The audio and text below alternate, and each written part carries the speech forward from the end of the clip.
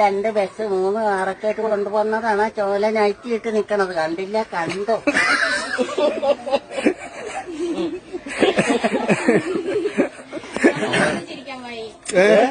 അമ്മ ഇന്നലെ അമ്മ ഇപ്പഴാണ്. അത് ശരി. ഉണ്ട പിടിങ്ങിയതൊക്കെ കേട്ടായിരുന്നു എന്റെ. അതൊന്ന് പറഞ്ഞോട് അല്ലേട്ടാ, ഒന്ന് പറഞ്ഞോട്.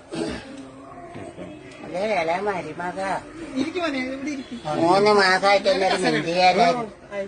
ഞാൻ എപ്പോഴും അരക്ക് ചെയ്യുമ്പോ മണി എന്റെ സൂര്യഭഗവാനെ കിഴക്കുതിച്ച് പടിഞ്ഞാററ്റ വയ്ക്കുന്നുണ്ടല്ലോ, ഇതെന്താ ഇങ്ങനെ പെരുമാറണമെന്ന് ഞാനാരോ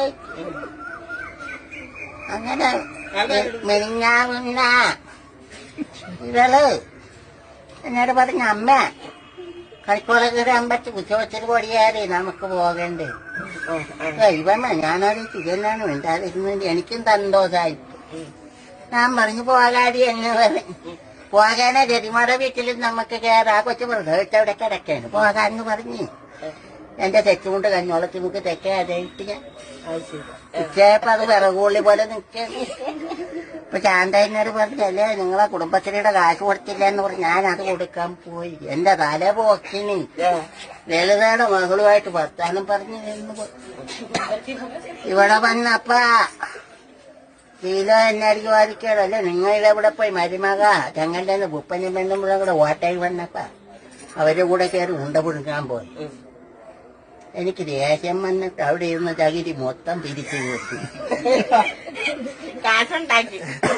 7 മണിയായപ്പോ നമ്മളെ ദഹദേവന്റെ അലിയൻ ആ ചെറുക്കന് പട്ടാളത്തിൽ പോയിരിക്കും.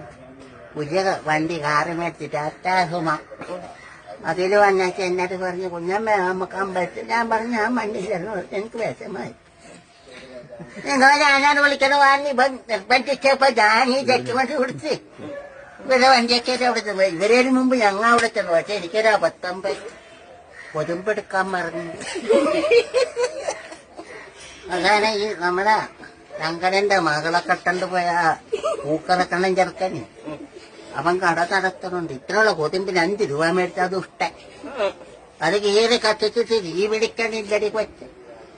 അവിടെ കിടന്ന കടലാസ് കേസ് 2 പൊട്ടിയ ഓലപ്പടക്കത്തിന്റെ ഓലൊക്കെ കിടപ്പണെന്ന് വാരിയിട്ട് ഞാൻ കത്തിച്ചു. തീ പിടിച്ചിട്ട് കഴിഞ്ഞപ്പോ തുമ്പന്റെ ഒരു സമണ്ട് കേട്ട് കലം മുകളിൽ പോയി ആളുകൾ ഓടിയുണ്ട്. ഞാനത് തിന്നെ എന്നെ ഓടട എന്നതാണ് ഇതിനകത്തോട്ട് ഗുണ്ടാ ചെണ്ടൊക്കെ പൊട്ടാതെ കിടന്നു. എന്നിട്ട് ആളുകൾ പിടിപെട്ട് വന്നിട്ടാണ് പൊടിയൊക്കെ മേടിച്ചു കൊടുക്കുന്നത്. ഇതൊക്കെയാണ് മരുമക്ക.